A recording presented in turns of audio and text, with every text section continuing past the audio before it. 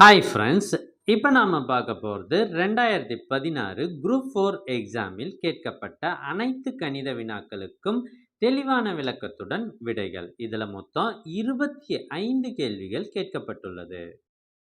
First question, square root அப்படின்னு போட்டுட்டு 609 plus root of 248 அப்படின்னு போட்டுக்கிட்டே இருக்காங்க. ஸோ ரூட்டுக்குள்ளே ரூட்டு இதுக்கு ஒரு சிம்பிளான ட்ரிக்கு உங்களுக்கு சொல்லித்தர போகிறேன். நீங்கள் பார்க்க வேண்டியது ஃபஸ்ட்டு நம்பர் என்ன இருக்குன்றது மட்டும்தான். இது என்னவாக இருந்தாலும் பரவாயில்ல, நம்ம ஈஸியாக ஆன்சர் போட்டுடலாம். ஃபஸ்ட்டு நம்பர் வந்து 609 அப்படின்னு இருக்குது. இப்போ ஸ்கொயர் நம்பர்ஸ் நமக்கு தெரியும். 24 ஸ்கொயர் வந்து 576, 25 ஸ்கொயர் 625. இப்போ 609 என்பது இந்த 2 நம்பருக்கு நடுவில் இருக்கும் கரெக்டா? ஸோ 609க்கு அடுத்து என்ன போட்டிருக்கு பாருங்க, ப்ளஸ்ன்னு போட்டிருந்தா அடுத்த நம்பர் தான் ஆன்சர். ஸோ இதுக்கு ஆன்சர் ஆப்ஷன் பி 25. ரொம்ப ஈஸியாக இருக்கா சார்? இதுவே மைனஸ் போட்டிருந்தா என்ன சார் பண்ணுறது அப்படின்னா, அதுக்கு முன்னாடிக்கிற நம்பர் ஆன்சர், அவ்வளோதான். ரொம்ப ஈஸி, சிம்பிளான மெத்தடு. இதே மாதிரி எல்லா கணக்கையும் சுலபமாக போட்டு காட்ட போகிறேன். அதனால் வீடியோவை கடைசி வரை ஸ்கிப் பண்ணாமல் பாருங்கள். செகண்ட் கொஸ்டின், இதில் கலப்பு பின்னங்களின் கூடுதல் கண்டுபிடிக்க சொல்கிறாங்க. இதனுடைய மதிப்பு மிக்ஸ்டு ஃப்ராக்ஷன். இப்போ இந்த மிக்ஸ்டு ஃப்ராக்ஷனை நம்ம இம்ப்ராப்பர் ஃப்ராக்ஷனாக மாற்றினா தான் இந்த கணக்கே போட முடியும். எந்த இடத்துல கலப்பு பின்னம் வந்தாலும் நீங்கள் அதை தகா பின்னமாக முதல்ல மாற்றுங்க. தகா பின்னமாக மாற்றுறதுக்கு என்ன பண்ணணும், இந்த 1ஐயும் இந்த 7ஐயும் மல்டிப்ளை பண்ணுங்கள். 1 7 is 7, மேலே இருக்கிறத கூட்டிக்குங்க, அவ்வளோதான். ஸோ 7ம் 2ம் 9 வந்துடுது. பை போட்டு என்ன சார் பண்ணணும், கீழே என்ன இருக்கோ அதை அப்படியே போடுங்க. இப்போ நாம் இதை தகா பின்னமாக மாற்றியாச்சு. ஸோ அடுத்து ப்ளஸ்ஸை போடுங்க. அதே மாதிரி இதையும் மாற்றுறேன். இது -26/7 வருது. ப்ளஸ் 6 7 42, அது கூட 4 கூட்டுங்க, 46/7. எல்லாத்தையும் கலப்பு பின்னத்திலேருந்து தகா பின்னமாக மாற்றியாச்சு. இப்போ எல்லாமே டினாமினேட்டர் 7 இருக்குது பாருங்கள், பகுதி 7 இருக்குது. அப்படின்னா மேலே இருக்கிறத அப்படியே கூட்டிக்கலாம். ஸோ முதல்ல மைனஸ் நம்பர்லாம் கூட்டணும் அப்படின்னா -9 -26 -35/7 plus 46/7 which is equal to, இப்போ மைனஸில் 35 ப்ளஸில் 46. ஸோ ப்ளஸ் தான் ஆன்சர் வரப்போகுது. பெரிய நம்பர்லேருந்து சின்ன நம்பரை கழிச்சிடுங்க. 11 வந்துருச்சு. 11/7 is the answer, option C. இது மாதிரி ஒரு மைனஸ் நம்பரும் ஒரு ப்ளஸ் நம்பரும் கூட்டலில் வந்தால் நம்ம என்ன சார் பண்ணணும் அப்படின்னா, பெரிய நம்பர்லேருந்து சின்ன நம்பரை கழித்து போட்டுடணும். பெரிய நம்பருக்கு என்ன சைனோ அதை தான் போடணும். 2011லேருந்து 2022 வரை மொத்தம் 9 தடவை டிஎன்பிஎஸ்சி குரூப் 4 எக்ஸாம் நடைபெற்றிருக்கு. இந்த 9 வருட ஒரிஜினல் கொஷின் பேப்பர்ஸ் எங்ககிட்ட இருக்குது. இந்த கொஷின் பேப்பர்ஸில் மேத்ஸ் மட்டும் இல்லாமல் அனைத்து சப்ஜெக்டுகளும் இருக்குது. இதில் ஆன்சர்ஸும் குறிக்கப்பட்டிருக்கு. இது உங்களுக்கு வேண்டுமா? அதுக்கு நீங்கள் செய்ய வேண்டியது, ஸ்க்ரீனில் தெரிகிற இந்த நம்பரை காண்டாக்ட் பண்ணி கேளுங்க.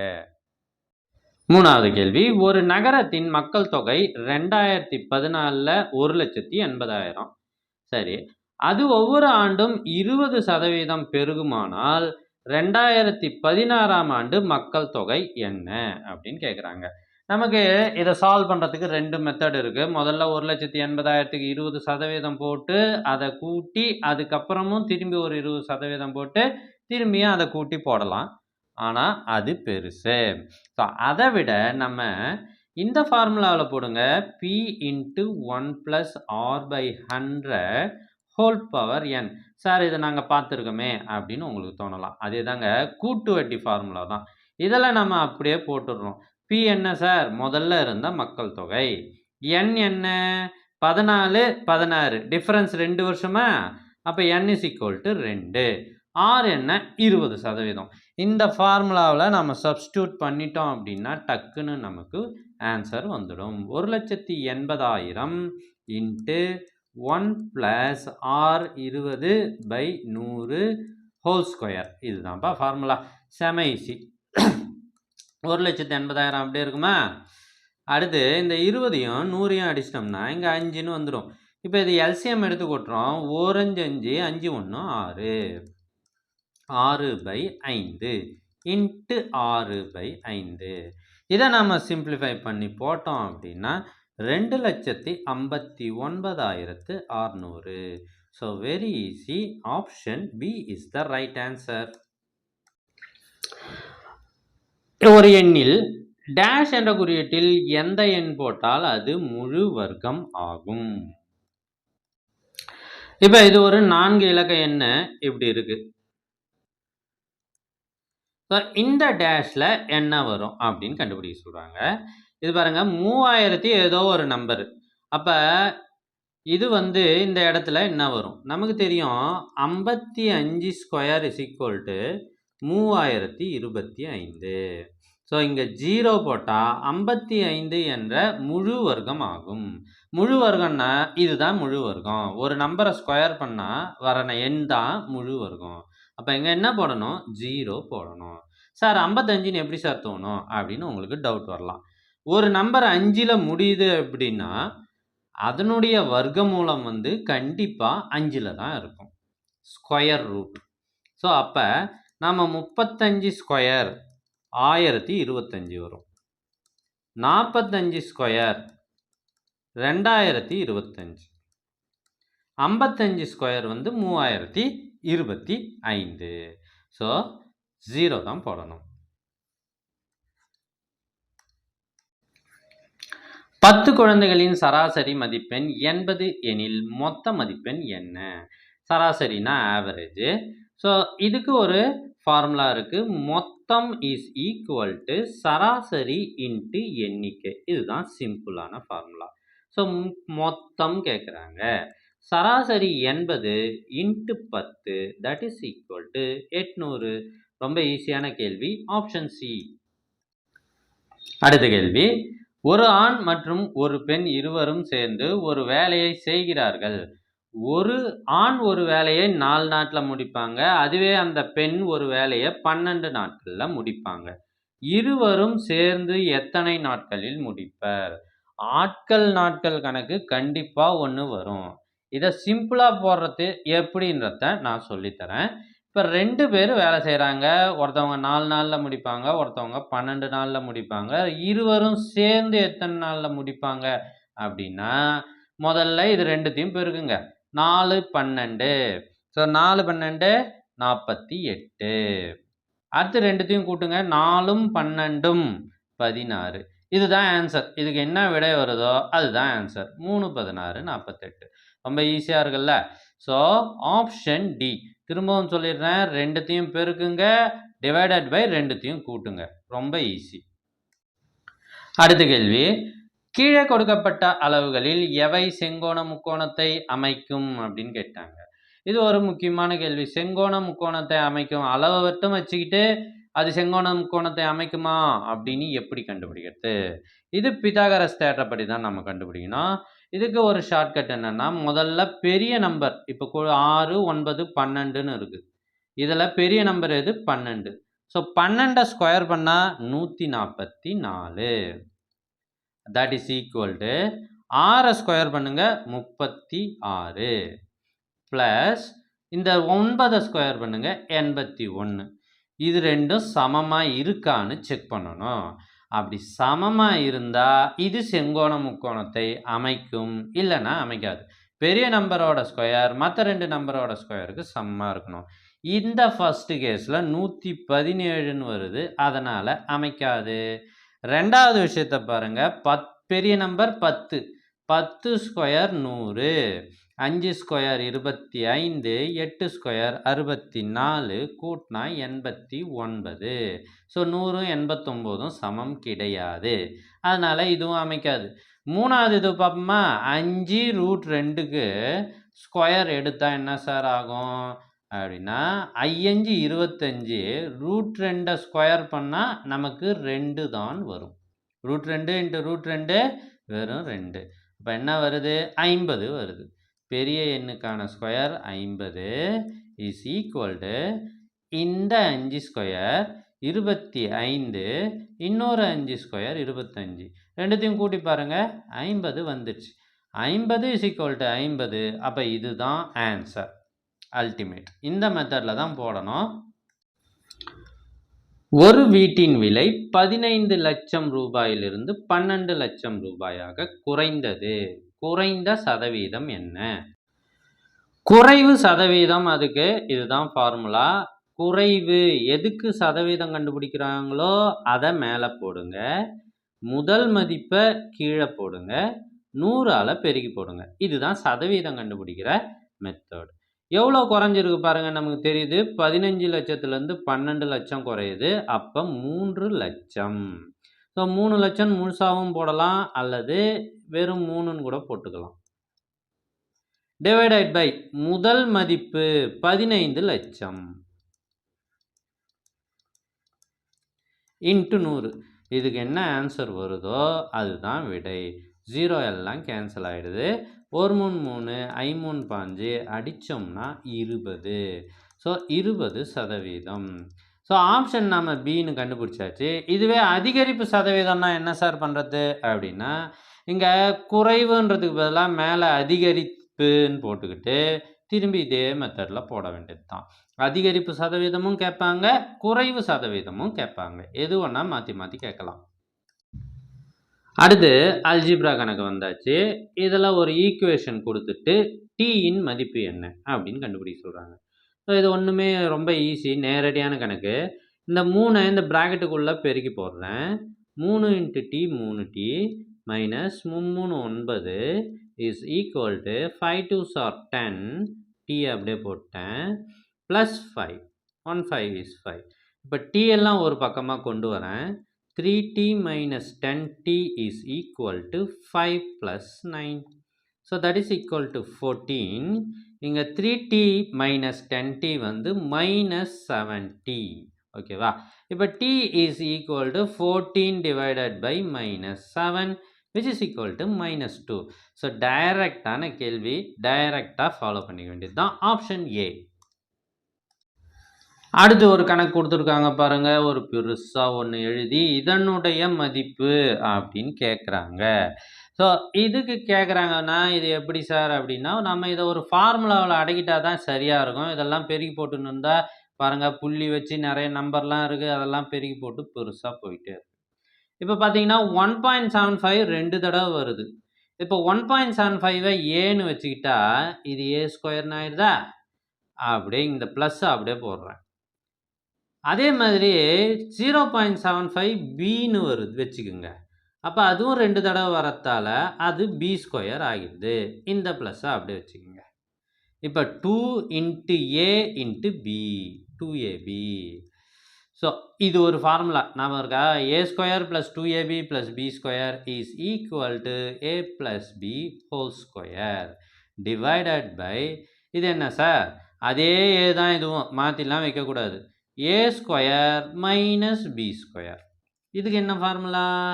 a square minus b square is equal to a plus b into a minus b. ஒரு தடவை கூட்டுங்க, ஒரு தடவை கழிங்க.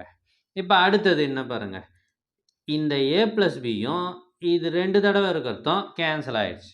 மிச்சம் இருக்கிறது a plus B into a divided by a minus B. அவ்வளோதான். இதை திருப்பி எழுதுகிறேன். அவ்வளோதான். இதில் இருந்து என்ன தெரியுது அப்படின்னா, இந்த மெத்தடு வந்தால் ஒரு தடவை கூட்டுங்க, டிவைடட் பை கழிச்சிடுங்க. ஏ என்ன 1.75 ப்ளஸ் பி வந்து 0.75 divided by 1.75 minus 0.75 which is equal to, இது பார்த்தீங்கன்னா 1 முக்காவும் 2.5 வரும். ஸோ நீங்கள் தனியாகவும் போட்டு கூட்டுங்க, அல்லது மனசுக்குள்ளே கூட்டிக்கிறதுனாலும் கூட்டிங்க. இது 1 முக்காவில் ஒரு முக்கா போயிடுச்சுன்னா மீதி 1. ஸோ எனிதிங் டிவைடட் பை 1 நம்ம விட்டுலாம், that is equal to 2.50. Option D 0வையும் விட்டுடலாம். சார் சிம்பிளாக சொல்லுங்களேன் அப்படின்னா, இது வந்தால் முதல்ல என்ன பண்ணுங்க, ஏவையும் பியையும் கூட்டுங்க, இதையும் கூட்டுங்க, டிவைடட் பை போடுங்க, இதிலிருந்து இதை கழித்து போட்டுருங்க. அவ்வளோதான். 16 கியூப் ப்ளஸ் 7 கியூப் மைனஸ் 23 கியூபின் மதிப்பு அப்படின்னு கண்டுபிடிக்க சொல்கிறாங்க. 16 கியூப் வந்து பார்த்தீங்கன்னா 16 3 தடவை பெருக்கணும், 4096. 7 கியூப் வந்து 343. இது ரெண்டுத்தையும் கூட்ட சொல்கிறாங்க, அதனால் கூட்டிடுறோம். 4439 மைனஸ் 23 கியூப். 23 கியூபை நம்ம கண்டுபிடிச்சோம்னா 12067 வருது. இப்போ இந்த 4439லேருந்து 12067 கழிச்சோம்னா minus 7728. Option A is the correct answer. So ஒரு தொடர் வரிசை கொடுத்துட்டு 4க்கு அடுத்த உறுப்பு என்னன்னு கேட்குறாங்க. முதல்ல இந்த தொடர் வரிசை எப்படி அமைஞ்சிருக்குதுன்னு பார்க்கலாம். இப்போ ஆல்டர்னேட்டிவ் நம்பர்ஸ் ஒரு நம்பர் விட்டு அடுத்த நம்பர் பார்க்குறோம். 1 2 3 4. ஸோ அதே மாதிரி 1 8 27 அடுத்து என்ன வரும்? 1ன்றது 1 கியூப், 8ன்றது 2 கியூப், 27ன்றது 3 கியூப், அடுத்து என்ன வரும்? 4 கியூப். 4 கியூப்னா 4 இன்ட்டு 4 இன்ட்டு 4, 4 4 16, 4 16 64. Option D. ஒரு முக்கோணத்தின் 3 கோணங்கள் கொடுத்துருக்காங்க. இதில் எக்ஸின் மதிப்பு என்னன்னு கேட்குறாங்க.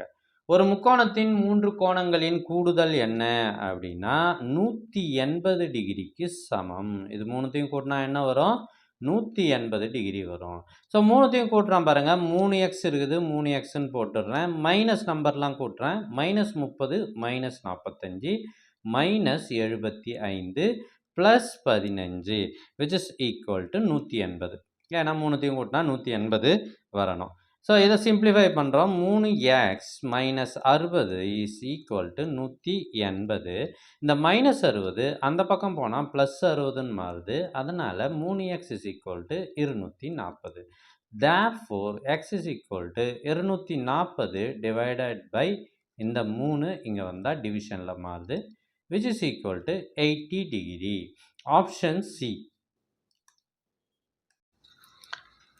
அடுத்த கேள்வி, ரூபாய் 12,000க்கு 10% வட்டி வீதத்தில் 2 ஆண்டுகளில் கிடைக்கும் கூட்டு வட்டிக்கும் தனி வட்டிக்கும் உள்ள வித்தியாசம்.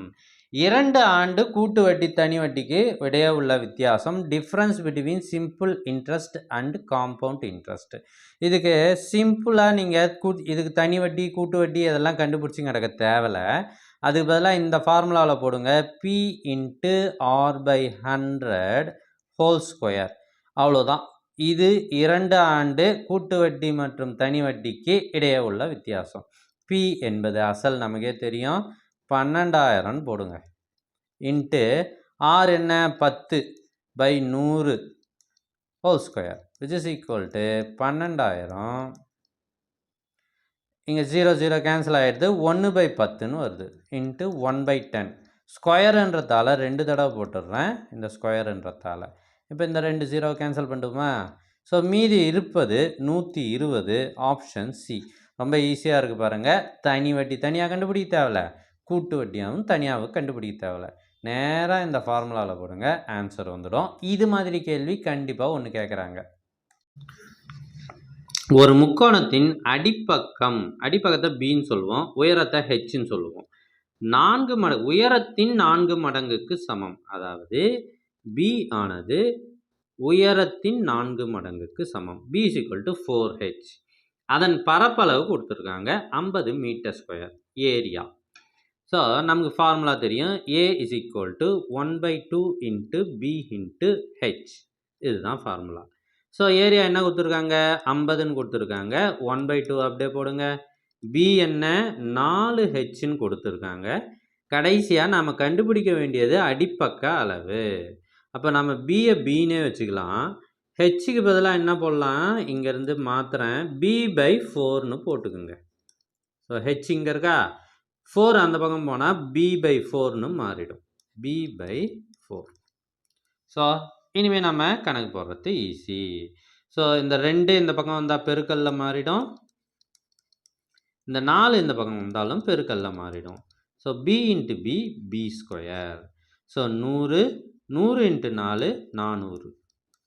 So B² is equal to 400 அப்படின்னா பி இதுக்கு ரூட் எடுக்கணும். 2 பக்கமும் ரூட் எடுத்தா 20 மீட்டர். Option C. அடுத்த கேள்வி இது பாருங்க. ஏ ஒரு வேலையை 20 நாள்ல முடிக்கிறாங்க. பி அதே வேலையை 25 நாட்களில் முடிப்பார்கள். இருவரும் சேர்ந்து அந்த வேலையை செய்யறாங்க. 3600 ரூபாய் 2 பேருக்கும் சேர்த்து கொடுக்குறாங்க. அப்ப ஏயின் பங்கு என்ன? இது நம்ம 2 பேரும் சேர்ந்து எத்தனை நாட்கள்ல முடிப்பாங்க அப்படின்னு கேட்கல. இது பங்கு பிரிக்கிற கணக்கு. இது மாதிரி பங்கு வந்ததுன்னா ஏவுக்கு பியோட நாட்களையும் பிக்கு ஏவோட நாட்களும் பங்கு போட வேண்டும். இதுதான் சிம்பிளான விஷயம். ஏன் சார் அப்படின்னா ஏ 20 நாள்ல முடிச்சிடுறார். ஆனா பி 25 நாள்ல முடிக்கிறார். யாரு திறமைசாலி? ஏ தான் திறமைசாலி. அப்ப ஏவுக்கு அதிக பங்கான 25 பங்கு அவருக்கு கொடுத்துடணும். ஸோ அப்போ போட்டுடலாமா? ஏவோட பங்கு தான் கேள்வி. ஏவுக்கு 25 பங்கு. ஸோ மொத்தமாக எத்தனை பங்கு சார் அப்படின்னா இந்த 20ஐயும் 25ஐயும் கூட்டுங்க. அதுதான் மொத்தம் 45. ஸோ 45ல் 25 பங்கு ஏவுக்கு கொடுங்க. மீதி இருக்கிற 20 பங்கு பிக்கு கொடுக்குறோம். மொத்தமாக 3600 ரூபாயை 45ல் 25 பங்காக நம்ம போட போகிறோம். ஸோ இதை நம்ம சிம்பிளிஃபை பண்ணாலே வந்துட போகுது. என்ன பாருங்க சார், 5 25 9 5 45. இப்போ இந்த 9ஐயும் 36ஐயும் நான் ஈஸியாக வச்சிடலாம். 4 9 36 0 0 அப்படியே வந்துடுச்சு. இது ரெண்டுத்தையும் பெருக்கி போடுங்க. நமக்கு 2000. ஏவுக்கு நம்ம எவ்வளோ கொடுக்கணும்? 2000 ரூபாய் கொடுக்கணும். பிக்கு 1600 ரூபாய். ஜஸ்ட்டு பங்கு அப்படின்னு வந்துடுச்சுன்னா ஏவுக்கு பியோட நாட்களையும் பிக்கு ஏவோட நாட்களையும் போட்டுருங்க. ஒரு பெருக்கல் சமன்பாடு கொடுத்துட்டு அதில் எக்ஸின் மதிப்பு கேட்குறாங்க. அடுக்குக்குறி விதிகள் கணக்கு. பவர். ஸோ இதில் பார்த்தீங்கன்னா 7/12 எல்லா இடத்துலையும் அடிமானம் ஒன்றாக இருக்கிறது. அப்போ பவரில் தான் எக்ஸ் இருக்குது. ஸோ இப்போ பவர் என்ன பண்ணணும்? இங்கே பெருக்கல் இருந்தால் பவரை நம்ம கூட்டிக்கணும். அதான அர்த்தம். அப்போ -4 + 3x = 5. ஸோ இந்த 5 இங்கே போட்டாச்சு. இதை சால்வ் பண்ண ஆன்சர் வந்துடும். அவ்வளோதான். 3x = 9, x = 3. Option D. அடுத்த கேள்வி பாருங்க. நம்ம பிஹெச்டி கணக்கு அப்படின்னு அடிக்கடி சொல்லுவோமே, அதே கணக்கு வந்து விட்டது. 22 ஆட்கள் 10 நாட்களில் 110 மீட்டர் நீளமுள்ள சுவரை கட்டி முடித்தால் 30 ஆட்கள் 6 நாட்களில் கட்டி முடிக்கும் சுவரின் நீளம். இந்த ஆட்கள், நாட்கள், வேலை, பக்கம் இது எல்லாத்துக்குமே ஒரே ஃபார்முலா தான் இருக்கு. அது என்னன்னா PhD/W.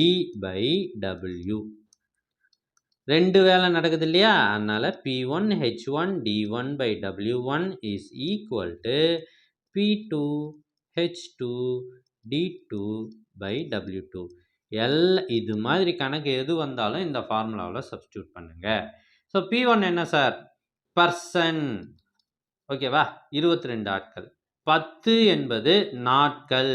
D1 days. அடுத்தது 110 மீட்டர் நீளமுள்ள சுவரை கட்டி முடிக்கிறாங்க. அவங்க செய்கிற வேலை அது. அப்போ அது W1. சார் H1 காணமே அப்படின்னா பரவாயில்ல, அதை விட்டுற வேண்டியது தான். ஸோ எது இல்லையோ அதை விட்டுடணும் ஃபார்முலாவில். அடுத்தது 30 ஆட்கள் பர்சன் 2. அடுத்த வேலை 6 நாட்கள் D2. H2 விட்டுட்டுமா? கட்டி முடித்தால் சுவரின் நீளம் W2 என்ன? ஸோ ஃபார்முலாவில் சப்ஸ்டியூட் பண்ணுறேன். 22 × 10 / 110 = 30 × 6 / W2. அதை அப்படியே போட்டுடுறேன். அதை தான் கண்டுபிடிக்க போகிறோம். 0 0 கேன்சல் ஆயிடுச்சு. 1 11 11 2 11 22. ஸோ இந்த 2ஐயும் இந்த 6ஐயும் கேன்சல் பண்ணிடலாம். 3 2 6. அப்போ W2 இந்த பக்கம் போகுது. W2 = 30 × 3 90. 90 மீட்டர் தான் சரியான விடை. Option B. அடுத்த கேள்வி. ஒரு செவ்வகத்தின் நீள அகலங்களின் விகிதம் 4:7. அகலம் 77 சென்டிமீட்டர்னு கொடுத்துருக்காங்க. நீளத்தை காண்க. ஸோ நீளம் 4, அகலம் 7. திரும்ப நீளம் அது தெரியல, அகலம் 77. ஸோ அதை பாருங்கள், அகலத்தை எதால் பெருக்கியிருக்காங்க? 11ஆல் பெருக்கியிருக்காங்க. அப்போ நீளத்தை எதால் பெருக்கணும்? 11ஆல் பெருக்குங்க. 44. Option C. ரொம்ப ஈஸி. ஸோ டியர் ஃப்ரெண்ட்ஸ், நம்ம வீடியோ உங்களுக்கு பிடிச்சிருந்தா மறக்காமல் லைக் பண்ணுங்கள், உங்களுடைய ஃப்ரெண்ட்ஸுக்கும் ஷேர் பண்ணுங்கள். நம்ம வீடியோவை சப்ஸ்கிரைப் பண்ணுறது மூலமாக நீங்கள் தொடர்ந்து நம்ம போடுற வீடியோக்கள் உங்களுக்கு வந்து சேரும். அதனால் மறக்காமல் சப்ஸ்கிரைப் பண்ணுங்கள். ஸோ இதுபோல் previous year maths question answers எல்லாமே உங்களுக்கு வேண்டுமா? அதுக்கு நீங்கள் நம்ம சேனலை சப்ஸ்கிரைப் பண்ணிவிட்டு கமெண்ட் ஓப்பன் பண்ணுங்கள். ஃபஸ்ட்டு கமெண்ட்டில் உங்களுக்கான லிங்க் இருக்குது. இதில் கடந்த 10 வருடங்களாக 2011லேருந்து 22 வரை நடைபெற்ற அனைத்து குரூப் 4 எக்ஸாமுக்கும் ஆன்சர்ஸ் இருக்குது. மேத்ஸுக்கு ஆன்சர்ஸ் இருக்குது. அடுத்த கேள்வி, ஒரு அறையானது 5 மீட்டர் 40 சென்டிமீட்டர், அதாவது 5.4 மீட்டர். ஓகேங்களா? அடுத்தது அகலம் 4 மீட்டர் 50 சென்டிமீட்டர், 4.5. இப்போ எனில் அதன் பரப்பளவு என்ன? ஸோ நீளத்தையும் அகலத்தையும் பெருகிட்டாலே நமக்கு ஆன்சர் வந்துடும். இது ரெண்டுத்தையும் பெருக்கணும் அப்படின்னா நமக்கு ஆன்சர் 24.3 மீட்டர் ஸ்கொயர். இங்கே நம்ம சென்டிமீட்டரை மீட்டராக மாற்றும் போது பாருங்கள், 40 சென்டிமீட்டர்ன்றது 0.4 மீட்டர்னு மாறுது. அதே போல் 50 சென்டிமீட்டர்ன்றது 0.5 மீட்டர்னு மாறுது. Next question, 5 1/4 plus 4 3/4 plus 7 5/8 plus 6 7/8. இங்கே மட்டும் டிவைடட் பை அப்படின்னு வருது. 11/3 11 3/4. ஸோ இது எல்லாமே கலப்பு பின்னமாக இருக்குது, மிக்சடு ஃப்ராக்ஷன். இதை நாம் தகா பின்னமாக மாற்ற வேண்டும். இம்ப்ராப்பர் ஃப்ராக்ஷனாக மாற்றுறேன். இதில் ப்ராக்கெட் மிஸ் ஆகுது. ஸோ இந்த ப்ராக்கெட்டை போட்டுக்குங்க, கணக்கிலே தப்பாக கொடுத்துட்டாங்க. ஸோ இப்போ பார்த்தீங்கன்னா போர்ட்மாஸ் ரூல்ஸ் படி நம்ம முதல்ல என்ன போடணும்? ப்ராக்கெட் தான் போடணும். ப்ராக்கெட்டில் இருக்கிற சம்மை பண்ணணும். தகா பின்னமாக மாற்றினா எனக்கு இது கிடைக்குது. இதுக்கெல்லாம் பார்த்தீங்கன்னா 2 நம்பர் பகுதியில் 4 இருக்குது, 2 நம்பர் பகுதியில் 8 இருக்குது. முதல்ல இது ரெண்டுத்தையும் கூட்டுறேன், அப்புறம் இது ரெண்டுத்தையும் கூட்டுறேன். இன்னமும் நாம் ப்ராக்கெட்டை விட்டு வெளியே வரல. ப்ராக்கெட்டில் இன்னும் சில ஒர்க் இருக்குது. இப்போ இந்த 2 நம்பரும் பார்த்தீங்கன்னா 2ஆம் வாய்ப்பாட்டில் அடிச்சிட்டேன் அப்படின்னா எனக்கு 58/4ன்னு வருது. ஸோ இது ரெண்டுத்தையும் பாருங்கள், டினாமினேட்டர் பகுதி 4ன்னு இருக்குது. அப்போ என்ன பண்ணிடலாம்? மேலே இருக்கிறத அப்படியே கூட்டிக்கலாம். மேலே இருக்கிறத கூட்டினா 98/4 டிவைடட் பை 47/4. இப்போ ப்ராக்கெட்டை முடிச்சாச்சு. அடுத்தது இதில் வகுத்தல் இருக்குது. ஸோ வகுத்தல் போடணும் அப்படின்னா 98/4 அப்படியே வைங்க, வகுத்தலுக்கு பதிலாக பெருக்கல் போடுங்க, அடுத்து வரத்தை தலைகீழாக போடுங்க. இப்போ இது பின்ன பெருக்கலாக மாறிடுச்சு, வகுத்தல் பெருக்கலாக மாறிடுச்சு. இப்போ என்ன பண்ணுறோம்? இந்த 4 கேன்சல் ஆகிடுது. அப்போ விடை 98/47. Option A is the correct answer. ஒரு அசலானது 2 வருடத்தில் 9/4 மடங்காக ஆகுமெனில் அதன் வட்டி வீதம் என்ன? ஸோ இது மாதிரி நம்ம ஒவ்வொரு டெஸ்ட்லேயும் ஒரு கேள்வியை பார்க்குறோம். இது மடங்காக மாறுது அப்படின்னா ஒரு அசல் ஒரு குறிப்பிட்ட மடங்காக மாறுது அப்படின்னா இந்த மெத்தடை நல்லா ஞாபகம் வச்சுக்கிங்க. என்ன மடங்கு ஆகுதோ அதிலிருந்து 1 கழிங்க, -1. ஓகேவா? ஸோ அதை 100ஆல் பெருக்கிடுங்க, டிவைடட் பை எத்தனை வருஷங்குதோ அதை போட்டுருங்க. இதுக்கு என்ன ஆன்சர் வருதோ அதுதான் ஆன்சர். ரொம்ப சிம்பிள். திரும்பவும் சொல்லிடுறேன், இந்த மடங்குலேருந்து 1 கழிச்சிடுங்க, 100ஆல் பெருக்கிடுங்க, டிவைடட் பை இந்த காலம். அவ்வளோதான். இப்போ இதை நம்ம 9 - 4 5/4 இன்ட்டு 100 டிவைடட் பை 2. இந்த 4 100ஆக அடித்தோம்னா 25 நாள் 100ன்னு வரும். that is equal to 5 25 125/2 which is equal to 62.5. So ரொம்ப ஈஸியாக இருக்கும். இது தனி வட்டி ஃபார்முலாவை பயன்படுத்தி போட்டிங்கன்னா ரொம்ப பெருசாக போகும். ஆனால் கேரண்டியாக சொல்கிறேன், மடங்கில் ஒரு கணக்கு வந்துக்கிட்டு தான் இருக்குது. அதனால் இந்த மெத்தடை ஃபாலோ பண்ணுங்கள். இந்த வீடியோ உங்களுக்கு யூஸ்ஃபுல்லாக இருந்தது அப்படின்னா மறக்காமல் சப்ஸ்கிரைப் பண்ணுங்கள், லைக் பண்ணுங்கள், உங்கள் ஃப்ரெண்ட்ஸுக்கும் ஷேர் பண்ணுங்கள். உங்களுடைய கருத்துக்களை கமெண்ட்டில் மறக்காமல் தெரிவிங்க. அடுத்த கேள்வி, ஒரு கன செவ்வகத்தின் அகலம், உயரம், கன அளவு. பாருங்க, அகலம், உயரம், கன அளவுன்றது வேல்யூம் எனில் அதன் நீளத்தை காண்க. ஸோ நமக்கு தெரியும் கன அளவுக்கான formula L into B into H is equal to volume we.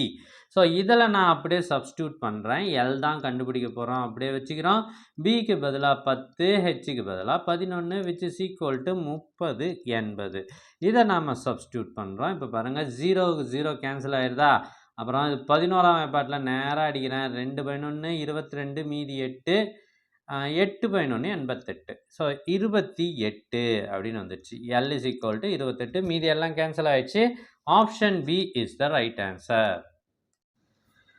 ஒருவர் ரூபாய் 1500க்கு ஒரு பழைய மிதிவண்டியை வாங்கி அதில் ரூபாய் 500க்கு பழுதுகளை நீக்குகிறார். முடிவில் அவர் அந்த மிதிவண்டியை 1800க்கு விற்கிறார் எனில் அவர் அடையும் நஷ்ட சதவீதத்தை காண்க. நஷ்டம் எவ்வளோன்னு கேட்கல, நஷ்ட சதவீதம்னு கேட்குறாங்க. இங்கே வாங்கிய விலைக்கும் அடக்க விலைக்கும் என்ன உறவு, என்ன சம்பந்தம்? வாங்கிய விலைனா என்ன, அடக்க விலைனா என்னன்றத இந்த கணக்கில் நம்ம பார்க்க போகிறோம். அதாவது ஒரு பொருளை வாங்குறாங்க 1500 ரூபாய்க்கு, இது வாங்கிய விலை. அதை மேற்கொண்டு செலவு செய்கிறாங்க அந்த பொருளுக்காக, இது மேற்படி செலவு. இப்போ அடக்க விலை என்பது வாங்கிய விலை ப்ளஸ் மேற்படி செலவு. இது ரெண்டுத்தையும் கூட்டுறதுக்கு பேர் தான் அடக்க விலை. நம்ம லாபமோ நஷ்டமோ எப்போதும் அடக்க விலையின் மீது தான் கணக்கிடணும். அதனால் முதல்ல அடக்க விலையை கண்டுபிடிக்கிறோம். இது ரெண்டுத்தையும் கூட்டினா நமக்கு என்ன வருது, 2000 ரூபாய் வருது. ஸோ 2000 ரூபாய்க்கு வாங்கின பொருளை இவர் 1800 ரூபாய்க்கு விற்றுட்டாரு. அப்போ அவருக்கு நஷ்டம் தான் ஏற்பட்டுச்சு. நஷ்டம் 200 ரூபாய். கேட்குற கேள்வி நஷ்ட சதவீதம் என்ன அப்படின்னு கேட்குறாங்க. எதை கேட்குறாங்களோ அதை மேலே போடுங்க, அதுக்கு கீழே அடக்க விலையை போடுங்கள். நல்லா கவனிங்க, அடக்க விலை தான் போடணும், வாங்கிய விலையெல்லாம் போடக்கூடாது. அதுக்கு தான் இதை சொன்னேன். ஸோ அதை 100ஆல் பெருக்கி போடுங்க. ஸோ நஷ்டம் எவ்வளோ, 200 ரூபாய் பை அடக்க விலை 2000 ரூபாய். நல்லா தெரிஞ்சு போச்சு ஆன்சரு. இன்ட்டு 100. இதை நாம் சால்வ் பண்ணோன்னா 10%ன்னு வருது. Option A is the right answer. அடுத்து இயற்கணித கோவைகள். இதுக்கெல்லாம் பேர் என்னென்னா இயற்கணித கோவைகள். இதை கொடுத்துட்டு மீபோமா அப்படின்னா எல்சிஎம். மீசிமானும் கொடுப்பாங்க, மீபோமா அப்படின்னு கொடுப்பாங்க. இதை நம்ம குழம்பக்கூடாது, ரெண்டுமே எல்சிஎம் தான். அதனால ஞாபகம் வச்சுக்கோங்க. இப்போ 3 உறுப்புகள் கொடுத்துருக்காங்க பாருங்கள்.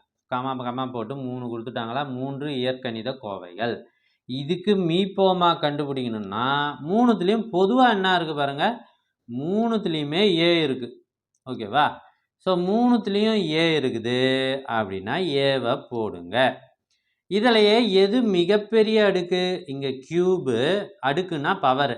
இங்கே 3, இங்கே 1 இல்லைன்னா 1ன்னு அர்த்தம், இங்கே 2. ஸோ மிகப்பெரிய அடுக்கு 3, அதை எடுத்து போடுங்க. ஓகேவா. அடுத்தது பி 3துலேயும் இருக்கா, இருக்குது. அப்போ பியை போடுங்க.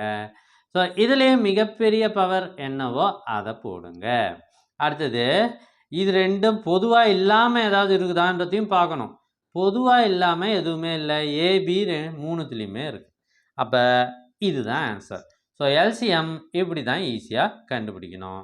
Option B is the right answer. So friends, thank you for வாட்சிங். இன்னொரு பயனுள்ள வீடியோவை உங்களை சந்திக்கிறேன்.